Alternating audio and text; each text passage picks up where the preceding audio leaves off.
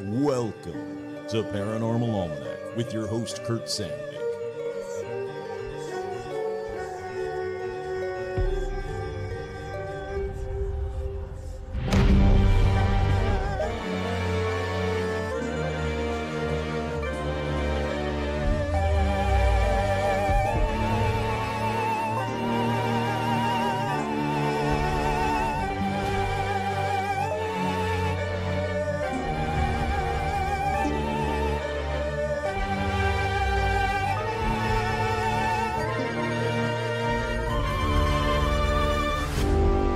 Hey, howdy, hi. That's right. Welcome to another edition of Paranormal Almanac. And on tonight's edition, let's talk to one of my favorite paranormal investigators ever, Amy Bruni. But first, as always, we got shout-outs. Shout-outs going out to the patrons. Head on over to patreon.com/paranormalalmanac for all your patron needs. So shout-outs to the patrons. Ilsaid, Brian, Heather G's, Jeffrey B., Scott, Johnny the Pommy, Matt Lord, JT, Doogie, Mike G, Tracy, Ryden, Richard, Lori, Alec, Karen, Duran, Lori, Rebecca, and Stephen Scher. Hey, howdy, hi. Jane and Jennifer, Heather G, your friendly neighborhood skinwalker, Zuzus, what's it? Nico Sharon the Mouse. Hey, howdy, hi. Mark and Tina, Tortuga, Mike from Jersey, Jay Bizzle, Andy, Tracy Samonic, Virginia Mailman, Tony the Magician, Jason, Vicky, Crow, Libido Works, Glacier Main, Isabel, Jen, Stacy, Amber, Tracy, Kelly Joe, Menace the Beast, Kick-Ass Magic, Robot Webcomic, Sandy, Paige, Couch, Bentman 666, Scott, Andrea, Melody, Vanessa, Marisol, Liam, Becca, Jake, Charlotte and the Beasties, Elizabeth, Sherry, Art Muffin, Tim, Kenneth, Alexandra, George, Zozo the Demon, Hayden, Cindy, Ashley, Carrie, Robin, Will, Lauren, Russell, Isabel, Audra, Dorian, Cindy, Paula, Jerry, Jeff T, Joe, Lawrence, Melissa, the Lawrence Strawn, hey, howdy, hi, Veronica, Autumn, J. Mark, Carolyn, Jaden, Anashi, Todd, Jamie, and Elijah Hendrickson, Dan, Laura Pitts, and Gamer Fan, with two special shout-outs, as always, to Joe Teague and to my boy Stitch. Now, before we get into this week's episode, I've got a quick favor to ask you. If everyone could head on over to podcastawards.com, that's awards with an S, podcastawards.com. You got to log in or sign up or something. It takes 2 seconds. Please, I've been nominated for 2 podcast awards. So if you could please head on over there and vote for Paranormal Almanac, that would be amazing. The first one is under the Adam Curry People's Choice Award. And the second one is under the category Religions and Spirituality. So if you could all do me a huge favor and vote for me, I sure would appreciate that. Once again, that's podcastawards.com. Under the Adam Curry People's Choice Awards, do Paranormal Almanac. And then under Religion and Spirituality, do Paranormal Almanac. And then vote for whomever else you would like, but those two would mean the world to me. Alrighty, for merch, head on over to tpublic.com/stores/paranormal-almanac. Once again, that's tpublic.com/stores/paranormal-almanac. I'm going to do the quickest paranormal news because I want to get right into the delightful chat that I had with Amy Bruni. But I do want to do just a quick, brief paranormal news, so let's get right on into it.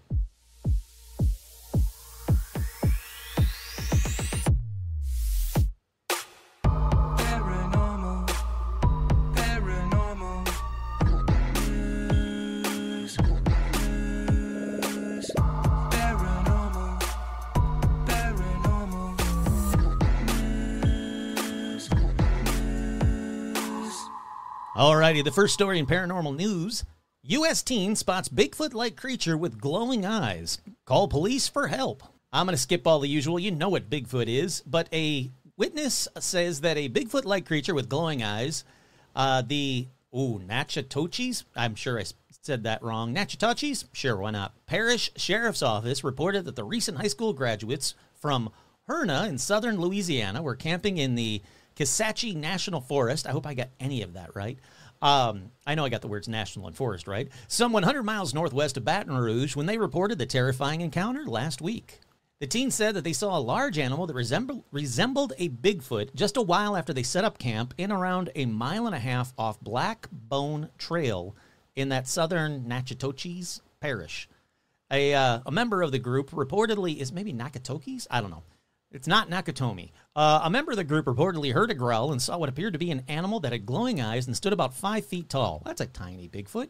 On June 28th at around 9:20 p.m., according to the sheriff's office. The group members, who were all between the ages of 17 and 18, then dialed emergency 911. The cops went to the campsite and remained vigilant of any creatures. They discovered the teenagers at the campsite, startled but unharmed, after following the sounds of their whistles. The deputies brought them out of the jungle, come on, calm down, safely. According to the sheriff's office, investigators conducted a thorough investigation but were, quote, unable to locate any suspicious activities involving a growl with glowing eyes and standing 5 feet tall. But this is not the first time such an incident has been reported. In October last year, a couple said they caught proof on camera that Bigfoot is real. So there's something out there. It's a tiny Bigfoot. I mean, that's a really tiny. Maybe it's like an adolescent Bigfoot. I have no idea. But up next in paranormal news, like I said, I'm cruising through these. Loch Ness Monster, not a monster. Existence plausible following incredible new discovery. That's right. Researchers from the University of Bath and the University of Portsmouth found a staggering clue. A new discovery has proved the existence of Nessie plausible, according to scientists. Researchers from both of those that I just said made a shock discovery of fossils of a plesiosaur in the Sahara Desert. Oof, I don't know, Irish Star, you wrote the word desert, not desert. Sahara was part of a freshwater river system 100 million years ago. What does that have to do with Loch? Has absolutely nothing to do with the loch, so screw it. Moving on. Yeah, of course there's plesiosaurs. We found plesiosaur fossils all around the world, and there's a good chance maybe Nessie is a plesiosaur. And last but not least, in paranormal news, map reveals 8 UFO hotspots around the world. Is your country on the list? Kurt here. Yeah, probably. I'm going to guess U.S. is on the list. Y'all know what UFOs are. Y'all know about the revelations that happened in front of the government last year, so let's skip ahead. That's right. The United States made the top of the list. I knew we could do it. With a whopping 133,682 apparent UFO sightings across the country dating back to 1995. The state with the most viewings is the state I'm in right now, California, with 16,399 credible cases since the mid-90s. Yeah, that doesn't surprise me at all. Minnesota is up there quite a bit. That doesn't surprise me either. Oh, up next is Canada. That does surprise me. That really surprised me, the Canada second. And then the UK. Then Australia. I got a lot of listeners in Australia. You guys talked about UFOs. I believe that one. Then India. I got a lot of listeners in India. You guys have talked about that one. South Africa. I think I have like 2 listeners in South Africa. Thank you, by the way, for listening. But you've never talked to me about UFOs. But I know that there's been UFOs sighted there. And then Ireland. And finally, Brazil. All right, that's neat. All right, let's save the rest of it for next week's episode. There's a lot more paranormal news that I could talk about, but I want to take a quick break, and we'll be right back in just a moment.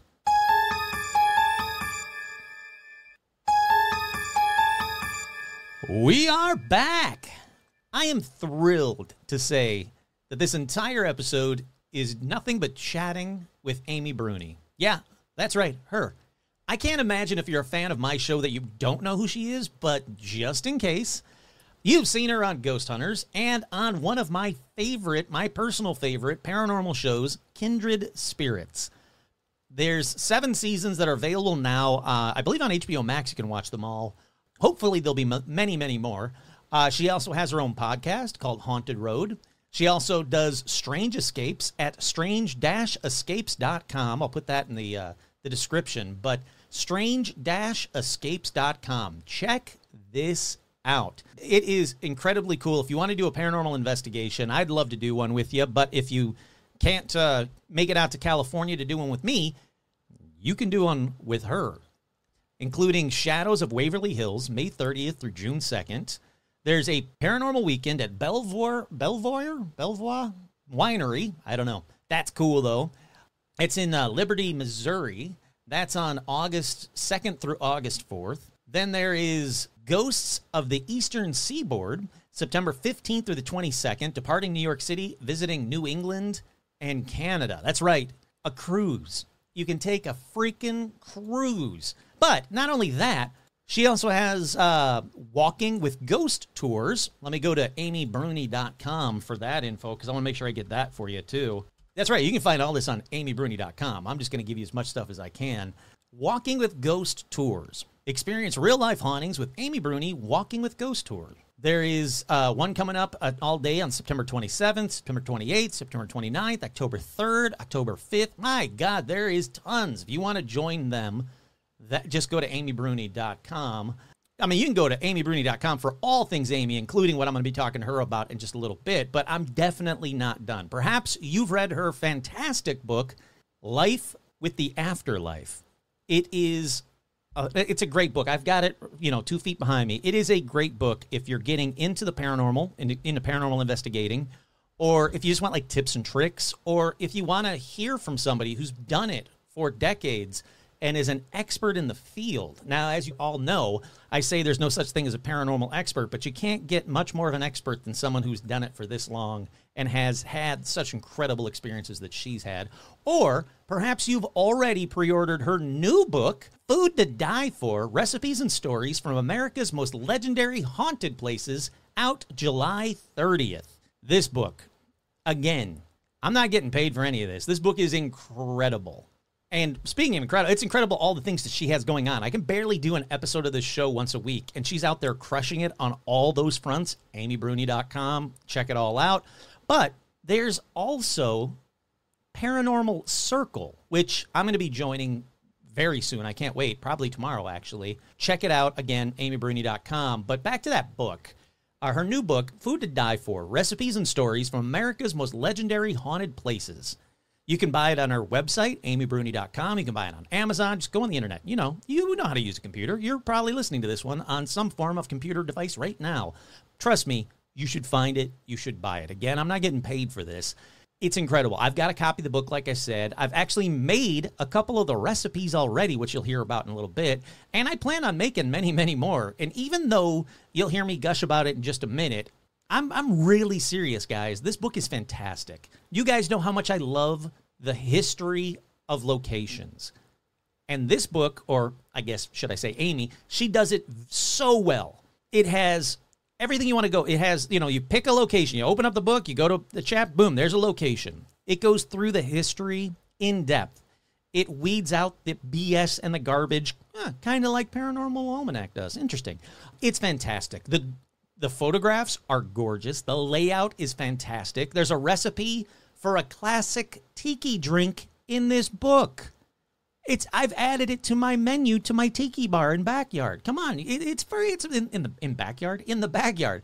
It's freaking amazing. It's got everything. So with that, please join me in this wonderful conversation. She actually took time out of her busy schedule, and afterwards, I found out it was on her birthday. So happy belated birthday to Amy. But she took time out of her busy schedule to chat with me, and I can't thank her enough. I hope you guys enjoy this incredible conversation. Once again, you can find out all things Amy at amybruni.com. I want to make sure that I get all the plugs in because she deserves it for all the hard work. She's amazing across the board, all the hard work she does. So enjoy this conversation already in progress. First of all, thank you so much for the opportunity to chat with you. Let me just say I love your cookbook. Food to Die For, Recipes and Stories from America's Most Haunted Locations, or Haunted Places. I've already tried a few of the recipes. Really? Which ones? I'm so curious. I did the malasadas. They're so good. So good. Oh my family God, loves it they're when good. I make those. Oh, they're so good. I actually added a couple of the drinks. I have a tiki bar in the backyard that I built up. Nice. Yeah, so I added a couple of your drinks to the tiki menu because I was like, why not, So good. So you're the second person I've talked to that has made recipes out of it, and it makes me so happy. Oh yeah, it's so good. And honestly, I kind of knew, based on your other book, I knew I was going to really like this cookbook, but it is so in-depth. It is incredible. The work that you put into this book is just phenomenal. I really want to make sure that everybody knows that, it is not just a cookbook. Also, despite your warning, I'm going to make hardtack one of these days for some friends because I know you gotta. I feel like some of those recipes are if your kids are misbehaving, you're like, well, tonight we're having hardtack and Nutriloaf for dinner. So. Oh yeah, Nutriloaf. That's the other one. Yeah, that's straight. Like, I put both of them. I'm like, yeah, I'm definitely I'll just put it out in the tiki bar when I have friends over and just have them be like, what is this and why? Why did you do this to me? It's what sailors ate. Yeah. And inmates in prison. Oof, it's brutal sounding. I got to say, I love the acknowledgement in this book. It is all my weird friends in the ghostly world who continually subscribe to the idea that a rising tide lifts all boats. First of all, it's a beautiful, beautiful sentiment. But do you find that the paranormal community is living up to that? The people that I keep around me do. Oh, I'm very particular about, I think overall, yes. But, it's just like any other field. There are people who just inevitably get jealous and weird about other people's success and whatnot. And like, there's nothing I love more than seeing my friends do well with something, especially because we all love the paranormal so much. Right. And I always say, I'm like, my goal is to continue doing what I love for a living. And so that means thinking outside the box and thinking of cool, different projects and working with amazing people. And that's kind of just what I've subscribed to. And it has brought me so far in the field in general, but just even career-wise. I'm incredibly thankful for the friends that I have made that have my back continually. They're awesome. I love that. I only have a little corner in the paranormal community. I mean, I've been doing this for a number of years, 300 plus episodes, but it's so weird, like the jealousy that I even get. And I'm like, I'm just doing my own little thing. Anybody can do it. Get yourself a microphone. And if you love it, go for it. But it's weird. That's why I love when good people have success. And I agree with you that, and you're definitely one of them, that I've loved watching your career go from step to step and seeing you kind of take the reins on it, which I think is really important. And I'll be, bringing that up in a second, but, oh yeah, thank you. I appreciate that. Oh, of course. I gotta say, I love the idea of the haunted location, then the history, which is really big for me. That's my big thing for paranormal investigations, is the history. And then the recipe. So like, it's great if you like the paranormal, done. If you like just the history, this book has got it and then some. And if you want just a cookbook, you've got some fun, interesting recipes. But if you had to choose, and I know it's tough, what is more important to you, the history or the paranormal when doing an investigation or going to a place? That's a really good question. Probably the history, only in the sense that I don't think you can properly get to the bottom of a haunting without getting your history correct. And I think it just helps you so much during an investigation to have your history correct, right? And unfortunately, there's just been many times over the years where, especially with certain paranormal reality shows and whatnot, that the history kind of, instead of researching the history, they would go with whatever lore or whatever was told to them, things that have been passed down for generations sometimes that were completely incorrect. And so I always tell people, like, I don't care if you believe in ghosts or not, if you believe me when I say that I believe ghosts are real, but you will know that my history is always correct, or as correct as it can be. I'm sure I've made mistakes before, but that is one thing I will never budge on, is trying to be as true to the history as possible. And you're right. It's so difficult. Like on my podcast, I'm very big into, I'm a skeptical believer. I'm definitely a believer, but I want to be skeptical. And I like to debunk all of this garbage that's online that's just been regurgitated from site to site to site. How hard is it for you to find that actual history? Well, it depends on where it is and what it is. Some of it has been very well documented and researched and easier than other places. And it's funny because like when I wrote the cookbook and did all the research for it, I had already, because like a lot of these places I've either investigated or I have done episodes of my own podcast on. So I had extensive research done on them already. And so I always tell people, I'm like, save all that stuff because you never know like when it's going to become useful again. Sure.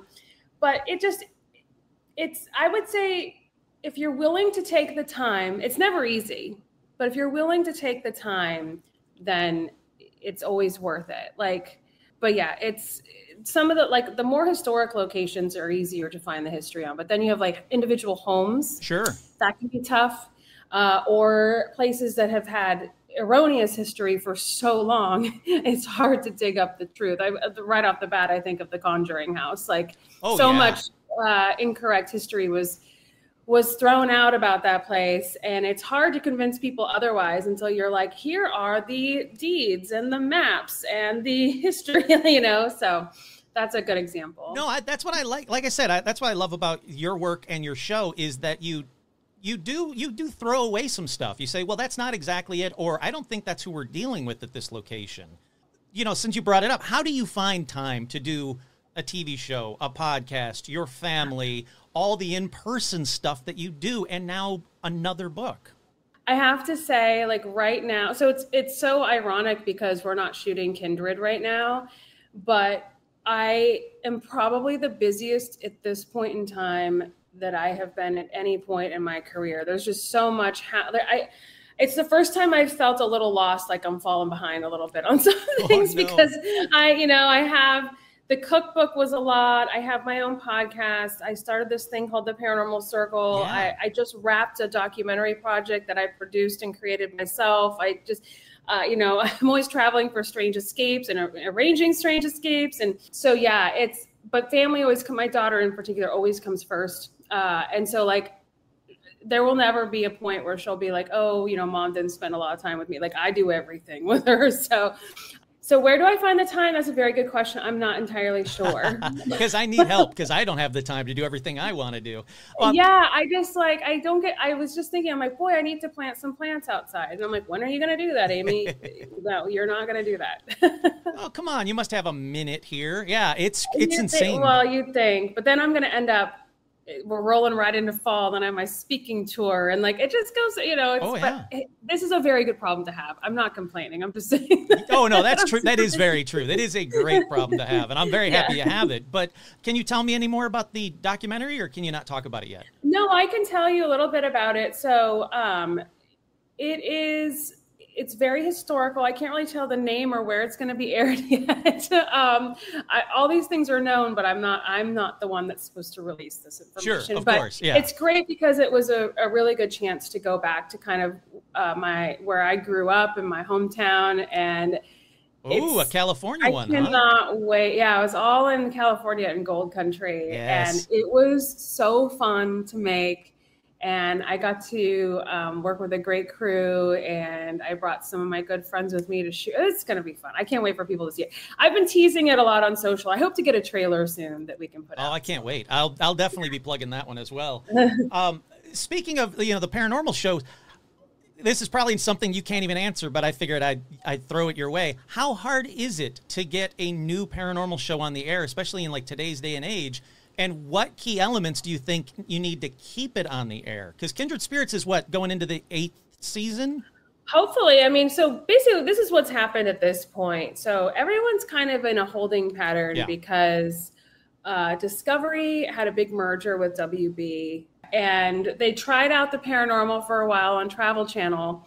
But as most people have probably noticed, Travel Channel is barely existing anymore. It's like a skeleton crew. They're just in reruns. This also happened with Destination America a number of years ago, where it just kind of became this like weird channel that's still programmed with the same things over and over again.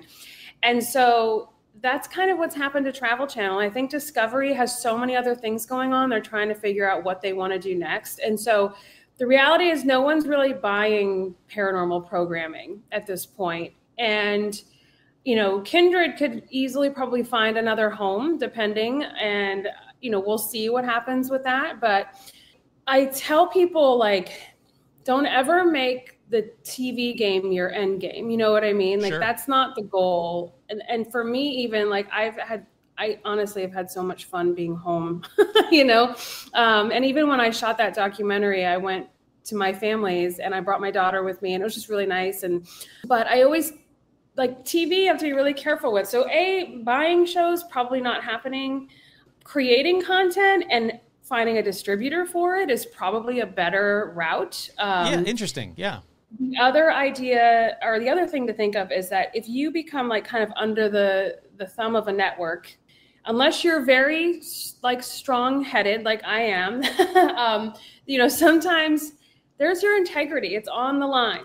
Yeah. And you are at the mercy of their editing, and you are at the mercy of what they want you or make you do, want you to do or make you do, which is why we executive produced and created Kindred Spirits. And so no one could make us do anything we didn't want to. And we saw every cut before it came out and approved every cut. Oh, which was great. I like that. Because if you want to be in this forever, that TV will be with you forever. So Yeah. you want it to be something that really reflects who you are and who you want to be. And so I always tell people, be really careful with the TV thing. Honestly, we are in the best time right now for the paranormal because you don't need TV anymore. You have podcasts, you have online content. You can write your own books. You can do everything on your own. And in a lot of senses, you could make more money if that's what you want, and you have more creative control.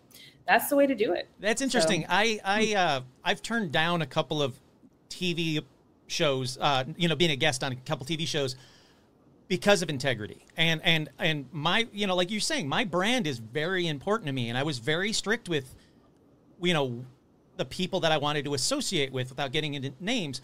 I did do a show, an episode of a show that they're trying to sell right now called Ghost Girls.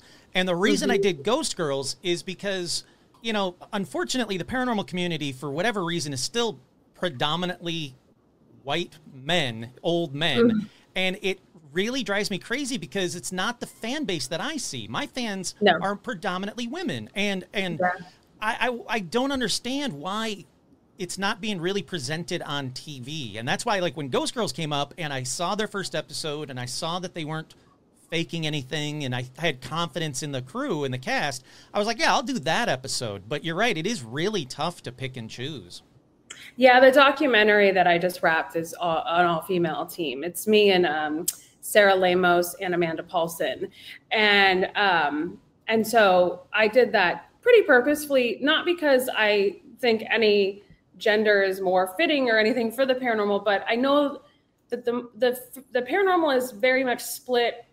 Just because I have access to all these marketing reports and stuff with all of like the different things I've done, it's very 70-30 women. I believe that. Yeah. And so I just wanted the ladies to be able to see an all-female team and and so that was kind of my goal there. Plus they're just both incredible people and great investigators. So it worked out perfect. And they were on the West Coast. I think that's great, honestly. So I do think that you're correct in that a lot of the shows feature dudes and I'm not, and they always have to be in charge. Yes, 100%. Yes. I always tell paranormal teams, I'm like, did you know that you don't even need to have a team leader? Yeah. You can just you don't even have to have like roles. You don't have to have a tech manager and a researcher and a team leader and a lead investigator. I'm like, you guys can just do everything and like work together, decide who's going to do what or who's going to do what on each case. And I love that.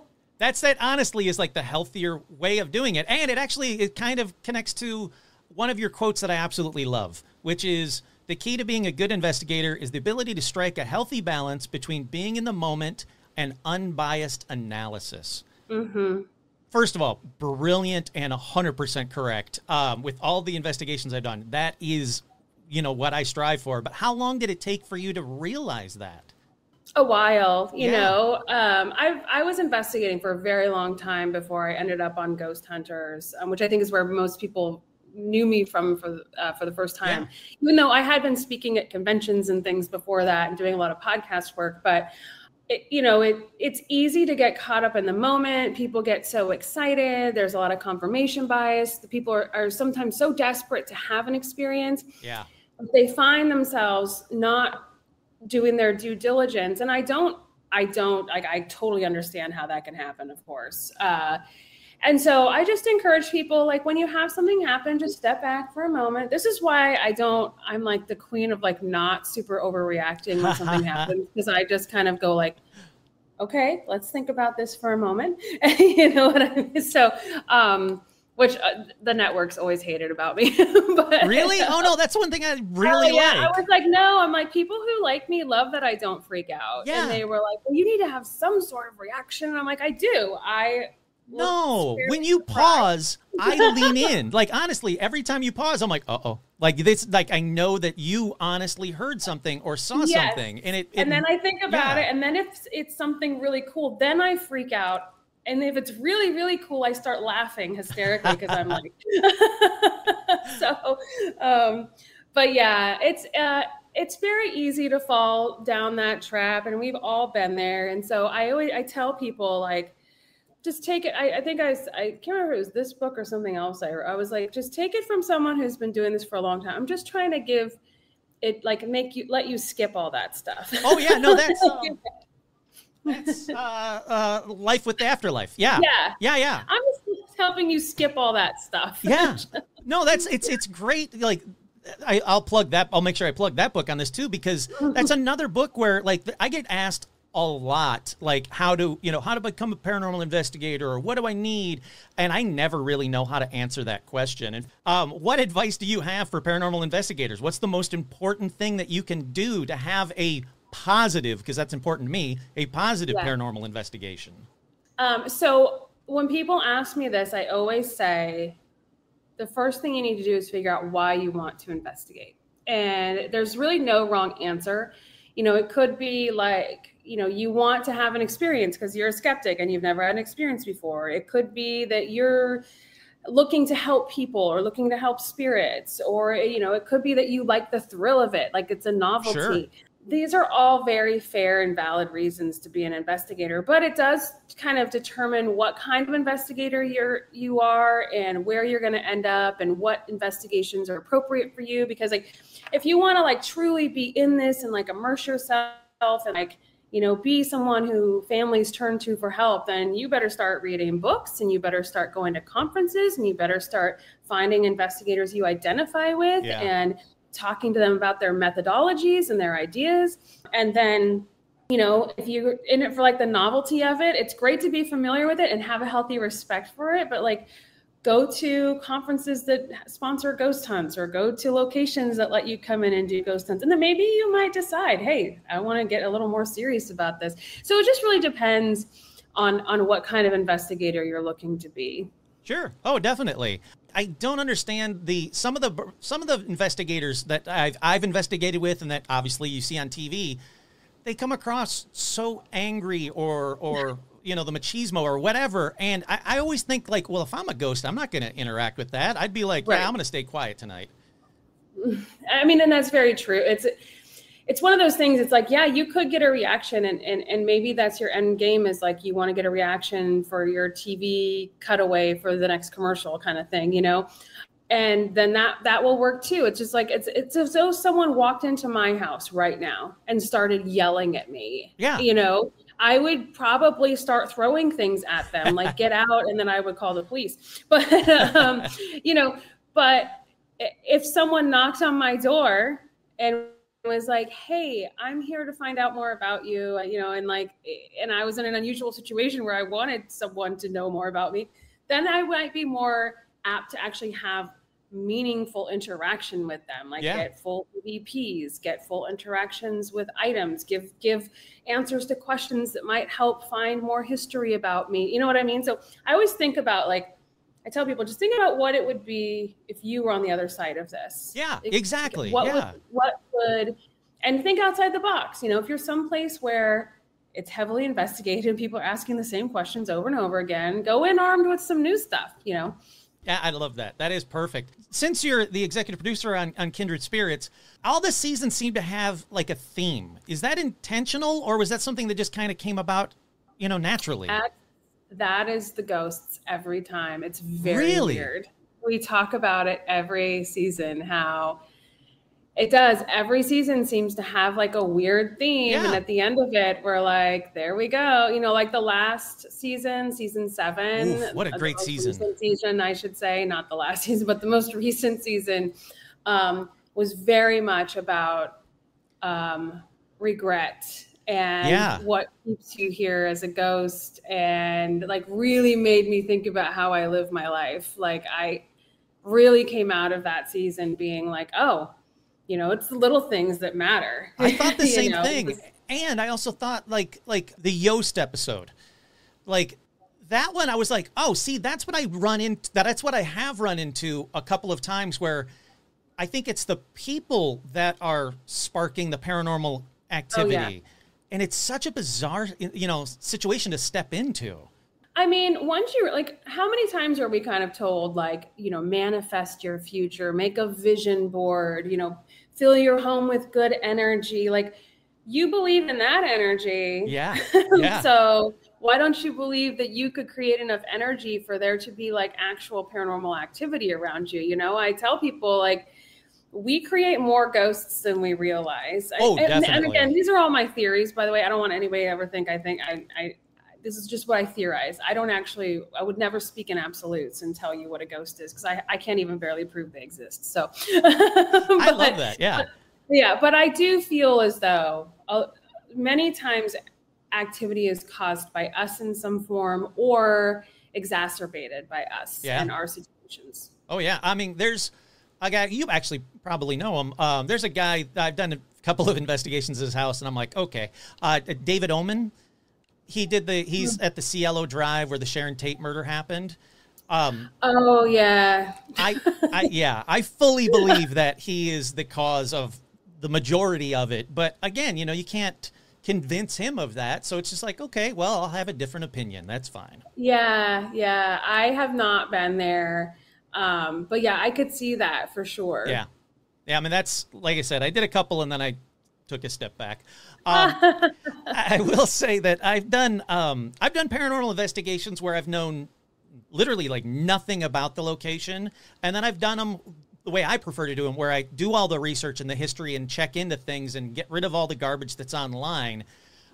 Like, what are your thoughts on preparing, or maybe even like over preparing for an investigation, or going in like with confirmation bias? I like to go in with as much history as possible, but then at the same time, not using that to determine my answer. The only reason why I like to do that is because anyone who knows about research knows it is very time and labor intensive. Oh yeah. And so, because many times I'll walk into a location armed with all this research about the whole place, and then a ghost will give me some other tidbit of information that leads me down a completely different path. And I need to use my research time out of the location looking into that. Sure. Not looking into what is already very documented. And so it's just, I respect both ways, like going in blind and then also going in fully armed with information. But I feel like, to me, that's just a part, like that's information I can introduce to the setting that will hopefully make a spirit resonate with me and be like, oh, she knows about this, or she knows about that. And, oh, she knows this person's name. And like, I'll actually pull documents like deeds and birth certificates and marriage certificates. And I will put that all out and show them, like, this is what I have, like, help me out here, I like that, because you're not locking yourself into, it's got to be, Steven's the ghost, you're not locking yourself into that. No, not at all. And so I think it's hugely important to do research at some point and just make sure it's the correct research. No, I mean, I agree. You talked about it a couple of minutes ago, but I've had a really hard time proving myself to skeptics to the point where I don't even try anymore. How quickly did you learn to disconnect or overcome the urge to prove yourself? I learned that probably while I was still on Ghost Hunters. Oh, wow. Usually what it is I think what really just did it for me is, like, you'd be at a dinner party or something and someone would be like, oh, inevitably someone says you're the ghost person. Yep. And then all of a sudden you've got people peppering you with questions. Then you have the people that are just like, how do you know ghosts are real? And it's so much easier now to just disconnect myself from that and just be like, I really don't care whether you think ghosts are real or not. Like, you're fine. You do you. Like, it's wasted energy. Yeah. I don't have time to be combative with people. Like, I'm very passionate about it. If they truly have real questions, that's fabulous. But, I'm not out to prove, like, some investigators who I really respect, they go to such great lengths to, like, scientifically try to prove the existence of spirits to the point of like, you know, wanting replication and wanting like, and for me, I'm like, I recognize that this is a little bit of both. It's a belief system and documentation. And I'm not interested in like wearing out spirits by asking them to do the same thing 3 times in a row to make sure it's actually, you know what I mean? Oh, like, no, I definitely, but I think some people do, like, it's important to them that people know they went to great lengths to prove the activity they're experiencing is real. And so I totally get that, but it's just not for me anymore. It's exhausting. It is. No, that's exactly it. I'm like, how do I get away from this? But I think, you know, like, honestly, your body of work is so vast that just let your body of work speak for itself. And I think that's the right way to do it. I think you're smart to do it that way. I haven't learned that yet. I still get frustrated every time. I appreciate a healthy debate, but like literally even like my spouse, he does not believe in ghosts. He's like, whatever pays the bills, you know? and meanwhile, our daughter, she is just like a diehard. Like she loves to investigate. She'll come with me and she'll start at the very beginning and go to the end of the night. I can't even keep up with her. Didn't you put on social? I think it was social media that you put that she did an investigation that didn't make the cut. She did. They released it on social, so she has her own. That was honestly really infuriating to me. I bet. I remember when they agreed, like they were like, we should have a child in this investigation. Like it was my idea. Sure. Because there was activity around children a lot. And I said, why don't I, and it was local. So I was like, why don't I just have Charlotte come down? She loves to investigate and we'll see if anything happens around her. But I literally said to them, I'm like, I will only do this if you promise to me that this will not get cut from the episode. And they were like, yeah. And obviously I'm an executive producer and I have final say in the cut. But that like went to the highest levels of the network. And they were just like, it doesn't make sense with, like, it made sense with the whole case as a whole, but what the story, like we can only show 47 minutes or whatever. It just didn't make sense in what evidence we chose to show. And so anyways, she was so mad. Oh, that's so frustrating. I feel so bad for her. Yeah. And so they did cut the scene special so we could release it on social. And I told her, I'm like, you know, almost as many people watched your scene by yourself as watches the whole episode. So. Oh yeah. No, that's good. I'm glad she got a little bit of retribution there, but yeah, I did an investigation for, a convention a while ago called at Mentryville. I don't know if you've ever been to Mentryville. I gotta say, I've done a couple investigations there now, and the first time I didn't, it was with a bunch of public. Anybody could come in, and I was getting a little bit, but not a lot. And then it was a schoolhouse, and a little girl walked in, and it spiked immediately. It wanted all that attention. I'm like, yeah, there we go. It makes so much sense. Yeah, I tell people a lot because people ask like, why does activity happen around children? And I said, think about you as like a live person, especially if you're a parent. Like if someone walks by with an adorable kid, you're like, hi, how are you? Yay. You know, you're like, you instantly start interacting with them. And the same goes for like puppies and dogs and cats. If you're an animal lover, you're like, can I pet your dog? You know? And so I will not stop doing those things if and when I become a ghost, you know, like if I'm haunting this house and someone brings in an adorable baby, I'm going to be like, look at me, you know what I mean? So I think there is room for these things in the paranormal, depending on, of course, how you are investigating. Sure. Oh yeah. And thankfully, you know, I'm like, are you comfortable with this? Are you fine? And she was more than comfortable with it. They love it. Yeah. They love it. It was neat. It was a neat experience. People ask me about having kids investigate all the time. Like with Strange Escapes, I have a haunted travel company, and sometimes if it's a bigger event, we have a junior track. We'll add one at the last minute where we'll have like all the kids investigate together in a group, and we do like a few little breakout sessions just for them. The adults always get really jealous because it's really fun stuff, and like the speakers all completely volunteer their time for this, which I love. But whichever group the kids are in is always the most active group, to the point that people who've been to a number of Strange Escapes, if there's a junior track going on, they like fight over being in the group with the kids. I love that. I think that's great. Yeah. See, I like that. It's a different, like you were saying, it's a different way of thinking about, you know, doing that. Are you worried when you don't get anything in an investigation or on, like a haunted escape or something? I know it's not the Haunted Mansion, so we can't expect it every time, but is a little panic set in if there's just nothing popping off? It only really depends on, well, like if I'm in a place for multiple nights, like usually if it's like a really serious investigation, I'm going back multiple times. And so I'll just think like, the first night, if nothing happens, I'll think like, what do I need to do? And I'll just keep thinking outside the box. Like I at this point am not investigating a place unless it has very frequent, very kind of extreme activity and somebody needs help with it. Like Sure. That's usually when I'm going into a place. And so I know something's there usually by the time I get there. And especially if it's like being featured on a show, they've been interviewed already. They've had, they've provided documentation, all these kinds of things. They've had background checks. I really, I just try to think like, do I need to bring the owner in to introduce me? Sure. Do I need to like bring some sort of artifact to prove that like I am who I say? Like, I just try to think of ways to endear myself. And sometimes it takes a few days, they're just distrusting, just like any live person, especially if it's a place that's been investigated in kind of a more raw way in the past and like they're not trusting of investigators.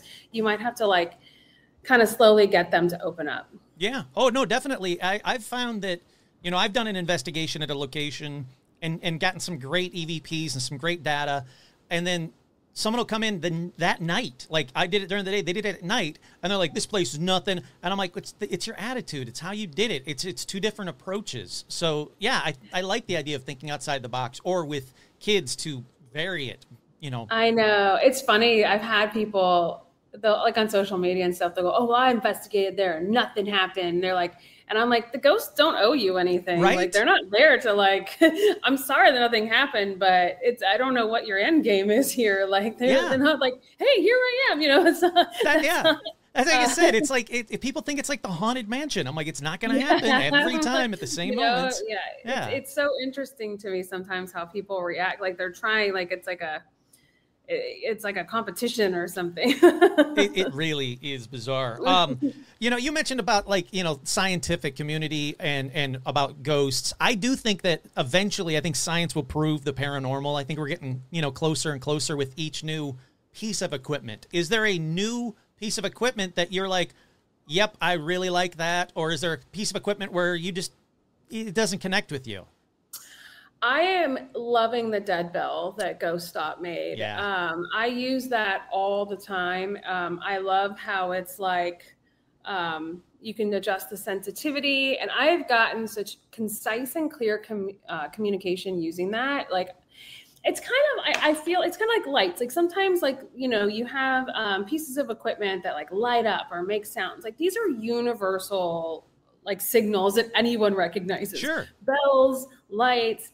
And so I think that that's just, it's a very easy way to communicate. So I do love it. I love doing the spirit box technique or the Estes method with the spirit box. And like, I love doing that. So like, there's definitely certain things that I really rely on. And I mean, I will say like, as far as provable stuff and like the scientific community and whatnot, I honestly think at some point we're going to find that almost all activity comes from us. We already talked about this a little bit, but I really think people need to be prepared for that like activity is caused by living people. And so I could totally see that being the end result. Yeah. I mean, I will say that like, I've spent way too much money on paranormal equipment, and a lot of it I don't even bring anymore because I haven't found that it's any use to me.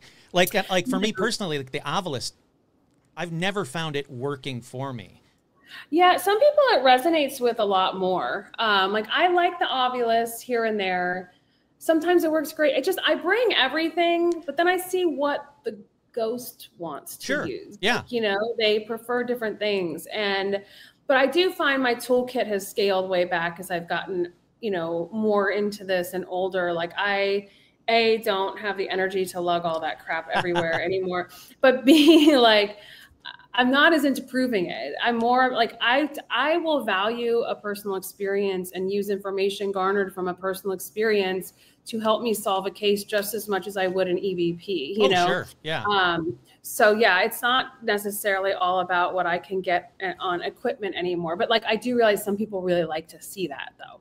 It's fun for like you were saying, when there's a big crowd, I'll throw everything out there and be like, "Ooh, look at that light up, and look at that making a weird, creepy noise." But like, yeah, I do the same thing. Like, I'd rather have an experience that I can't explain. That's what I'm looking forward to, is an experience that I can't go, all right, I know it wasn't this door, and I know it wasn't a dog or a raccoon. Right. Like, you know, once you start whittling it down to what it isn't, and then you're left with, I don't know what that was. Mm-hmm. Those are the experiences that I live for. 100%. I love that. Like, I know I've had something good happen if like I said, I start laughing, or I get like that full body, like chill where I'm like, oh my gosh, what was that? Like, you know, and I still get really excited about it. You know, people make fun of me, you know, a ghost talk to you. You've seen this a million times. You've got an EVP. Why are you so excited? I'm like, because it's like, I'm solving the case, man.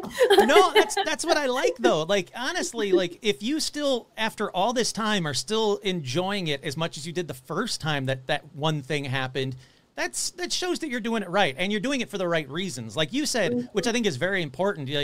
Like don't do it to get rich. There's better careers paths to get rich. Trust me, I ain't rich. I tell you, I'm always like, I don't think there's anyone who has more projects in the fire at the same time as I do right now, and I'm certainly not rich. Yeah, but you're living the life that you want to live. Like you said, you get to go to these amazing places, and you get to find out. For me, it's amazing to find out the history of these amazing places. I love it. I wouldn't have it any other way. Now, when you were getting back to the cookbook, because I have so many more questions about that. When you were doing the cookbook, like how organic was it to be like, okay, the next book's going to have to be a cookbook because you've, ran that way? Like, how did it come about? So it actually came about years ago. So the Fall River Historical Society posted a photo of, they had gotten a recipe card from Lizzie Borden's collection of her meatloaf recipe. It was her actual meatloaf recipe. And so it was in her handwriting and everything, like it's her recipe card. And I thought, could you make that? Like, would someone make that? And so I got this idea. I started to kind of notice, like I've always wanted to do, like everyone in the paranormal industry who's at all involved with TV has at some point pitched a food and spirits type show. Like everyone has. I did booze and spirits. So yeah, you're right. Yeah. Everyone's tried. Yep. And for some reason, Food Network is like, no. And I'm like, what is wrong with you? Like, why would you not? Like, it's so easy. And so I just thought about like how many places I've been in that were either like now like dining establishments or inns, or like had historical food associated with them in some way. And I was like, listen, if no one's going to make a TV show about this, I'm going to write a book about this because I love it so much. And so that was really like, I assembled a few recipes. We put together a pitch, and my manager sold it to like the first publisher. Oh, wow. It was, so it was like, but it took almost 3 years from conception to coming out, like getting everything together, like all of the research. I mean, like if you look like in the back of this book, like the bibliography. Yeah, it is. Like insane, like all the sources really that we had to cite for all of these. It's insane. I noticed that like right off the bat. I'm like, look at the amount of people that went into this. Yeah, I mean, this was all just like, listen, if I'm going to talk about history, I'm going to tell you where that came from, because people love to come at me about history. And so, that's very heavily cited and sourced. But so it took a long time. And then on top of that, the photography, I cannot take credit for at all. It's beautiful. It is stunning. When they sent me that, so basically what happened was we met a few times beforehand, and I said I wanted the book to look kind of like colonial and witchy and dark, and I put together like a vision board. And to say that they nailed it is an understatement. I was just going to say, they nailed that. Yeah. It was a 5-day shoot in Tennessee. They had chefs, food stylists, photographer, did the whole thing. Every day they would send me the dailies, and I was like crying every night. I was like, oh my gosh, this is so beautiful. And so, Yeah, they just did. I cannot give them enough credit. Like they really, it really, I mean, ugh. And some of these recipes, they're not necessarily pretty when they're made, you know, the more historical ones. Oh, sure. Oh, yeah. No, you're not wrong. There were some where I was like, wow, that's all right. Oh, I'll go down that road one day. Yeah, but like they just made them. Oh, I just love them. And it's like, and I love that it goes the gamut. Sorry, I'm just going to keep talking about this, but please. I love that it goes the gamut of like, you know, like I love that Andrea Perrin gave me a personal recipe for the Conjuring House. And then some restaurant, like the Mount Washington gave me their own recipe.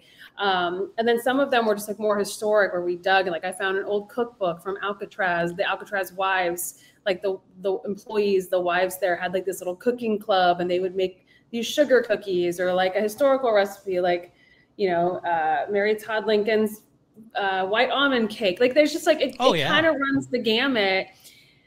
And I just, it's so fun. It was really fun to write, and I'm really hoping it does well because I really want to do another one. I was going to ask, are there more recipes out there? Yeah. There are so many more, and like the publisher's already hinted at like maybe like an international version, or maybe we do one that's like all cocktails or one that's all desserts, and like do the cocktails. Do the cocktails. I know, and the cocktails are good too. Oh. See, that's like, well, like I said, you know, it's not a secret. I've talked about it on my podcast. I pitched a show about going to different haunted bars and talk about the history. You're not the only one who's pitched that. I know. And it bums me out because I'm like, it's a good idea. It's something I would watch every time. And then do a signature drink for each of the locations. Mm-hmm. And I'm like, come on, guys, get with it. This is something that I know my fans would watch. But here's the thing. You just do it on YouTube. Just do it yourself. I know. Make yourself, you know, and like, just do it yourself. And then you have complete creative control and it costs so much less. True. And it will look just as beautiful. You know what? You're probably inching me towards that direction because I'm just starting to, I'm just, you know, basically I did this podcast just because anytime I would be out either on a date or at a bar or with friends, I would bring up the paranormal. I was the weird guy that brought up the paranormal, and then everybody would be like, ooh, I've got a ghost story, and I've got a ghost story. So you could see it in people's eyes. They get excited to talk about it. And I was like, well, then I'll just do my little podcast the same way, a conversational podcast. And now I got to start doing more stuff on my own. I'll do the show on my own. I like that. I think you should. I would love it. You know, I always ask this after all of, to all my guests, like after all the investigations that you've done, do you consider yourself more or less a believer in the paranormal? I think I know your answer, but I'm just curious. I very much believe in the paranormal, but I find that I don't think I have all the answers like I did when I started. You know, I feel like when I started, I was like, oh, you know, ghosts are spirits of people who died and they, you know, but now I'm like, there's so many more facets to activity and where it comes from and what causes it and what the motivation is behind it. And so I just find that I have more options when I'm trying to figure out a case and solve a case as to what is the culprit, you know what I mean? And I know a lot less. Like, I just feel like I have a lot less certainty behind I think that's a good thing. What I think the paranormal is. And so, but I like it that way. It keeps it interesting. I never assume I know what's going on in a place ever. And I never feel like a place won't surprise me because sometimes they do. So even after all this time, you get some surprises. I really like that. I think that's a good thing to do. A good thing to have. The paranormal is weird, dude.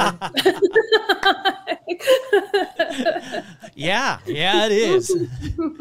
Well, thank you so much. I don't want to take up all your entire day. Thank you so much for talking with me. But I want to give you a chance. Feel free to plug anything. You have so much to plug. I want to give you the chance to do it. There is a lot. You can always find anything I'm doing at amybruni.com. But what I'm doing right now, which has really been so fun, is I've started this thing called the Paranormal Circle, which is like an online membership program for like paranormal nerds like us. And it's great because we do these like live streaming events all the time. Like next week we have Josh Gates coming on and stuff. And and we do discounts to all the paranormal retailers like Ghost Stop, and they have all provided like discount codes for us, and we do in-person meetups, and it's just been really, really fun. It's a really fun little corner of the internet if people are interested. So, but you can find out all about that at amybruni.com too. So I have the book, watch out for that documentary. Yeah.